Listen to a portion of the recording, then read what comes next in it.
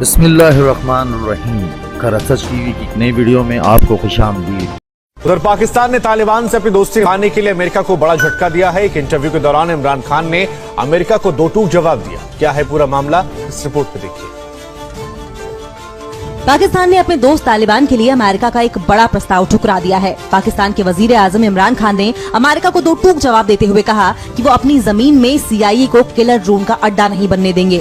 इमरान खान ने ये बात एक इंटरव्यू के दौरान कही। इमरान खान ने कहा है कि अमेरिका को अपनी जमीन से तालिबान या इस्लामिक स्टेट पर वो हमले नहीं करने देंगे। इमरान खान ने ये बात ऐसे वक्त कही है जब अफगानिस्तान से अमेरिकी सैनिकों की वापसी के बीच फिर से तालिबानी आतंकियों ने हमले तेज कर दिए हैं। दरअसल अमेरिका ने इमरान खान से अनुरोध किया था कि वो पाकिस्तान के बलूचिस्तान सूबे में उसे एक सीक्रेट एयरबेस मुहैया कराएं, क्योंकि इस एयरबेस से अमेरिकी खुफिया एजेंसी CIA अफगानिस्तान में सीक्रेट ड्रोन मिशन को अंजाम देने वाली थी। इसके एवज में अमेरिका ने पाकिस्तान को रोकी गई आर्थिक मदद फिर से शुरू करने का लालच भी दिया था। लेकिन इमरान खान ने अपने दोस्त तालिबान को बचाने के लिए अमेरिका के इस ऑफर को ठुकरा दिया। हाल ही में पाकिस्तान के विदेश मंत्री शाह महमूद कुरैशी ने भी साफ कर दिया था कि पाकिस्तान अमेरिका को न तो अपनी जमीन पर सैन्य बेस बनाने देगा और न ही पाकिस्तान में ड्रोन हमले करने देगा। US military is finally withdrawn from Afghanistan after 20 years. Are you happy about that? Happy in one way because there was never going to be any military solution in Afghanistan. Anxious that they are leaving. Without a political settlement, there's a possibility of civil war. What would a political settlement look like? A political settlement in Afghanistan would mean a sort of coalition government, a government from the Taliban side and the other side. There is no other solution. Do you think the Americans made a mistake by saying we're getting out of ISIS? Difficult, they have got themselves in such a big mess. They had to give some sort of time frame. But at the moment they gave a time frame, Taliban would have considered that a victory. How do you feel about the prospect of the Taliban effectively controlling Afghanistan? Are you happy to welcome them into the community of nations? As far as Pakistan is concerned, whoever represents the people of Afghanistan, we will deal with them.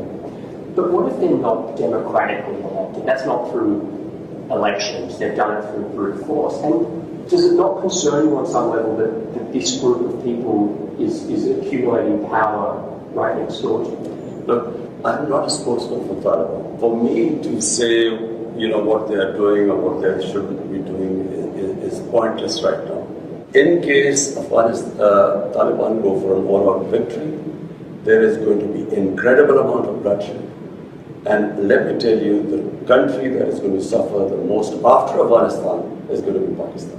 Will you allow the American government to have CIA here in Afghanistan to conduct cross-border counter-terrorism missions against Al-Qaeda, ISIS, or the Taliban? Absolutely not.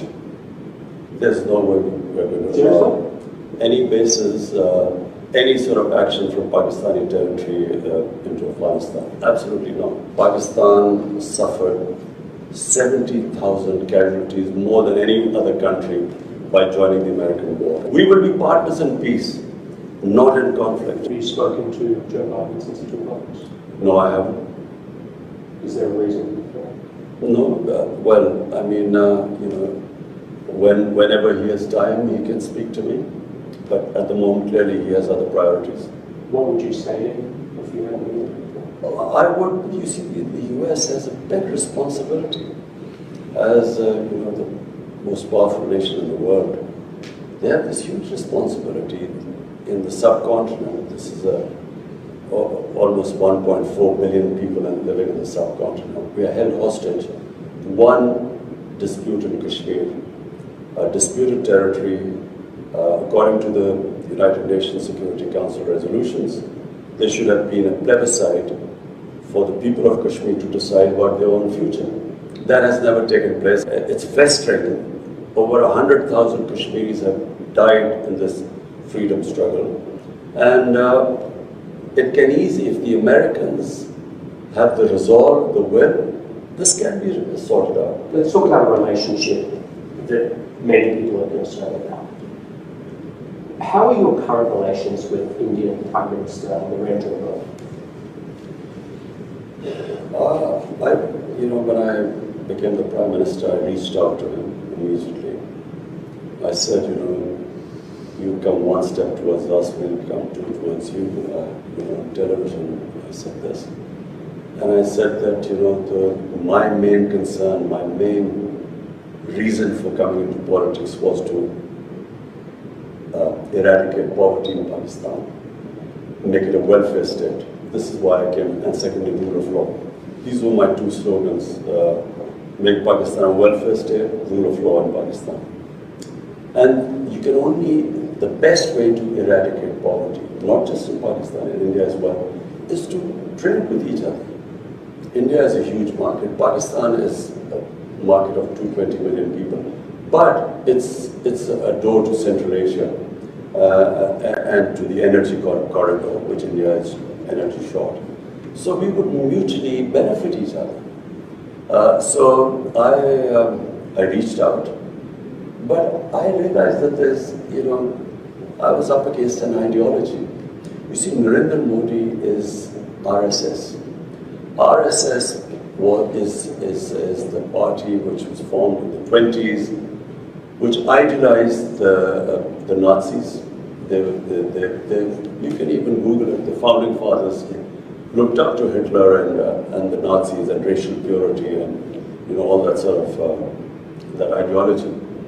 And so we came up. My government came up against this brick wall. We couldn't go through and we couldn't understand in the beginning. And then it gradually came out when the steps they took in Kashmir. Unilaterally, they took away Kashmir statehood in 2019, August 5th, 2019. And so since then, we have there's a freeze on our relationship. We cannot start talks until they go back, they take back the steps they took on 5th August 2019 when they unilaterally took away the statehood of Kashmir. I want to ask you about something you talked about on live television. It was a very serious and painful issue. You were asked about the epidemic of sexual violence and rape in Pakistan. And you acknowledged the seriousness of the problem, and you talked about Pakistan's strict laws. You were also quoted as saying that the practice of women wearing veils, quote, is to stop temptation. Not every man has willpower, you said. If you keep increasing vulgarity, it will have consequences. This created, as you know, a bit of an uproar, and you were accused of rape victim blaming. How do you respond to that? It is such nonsense.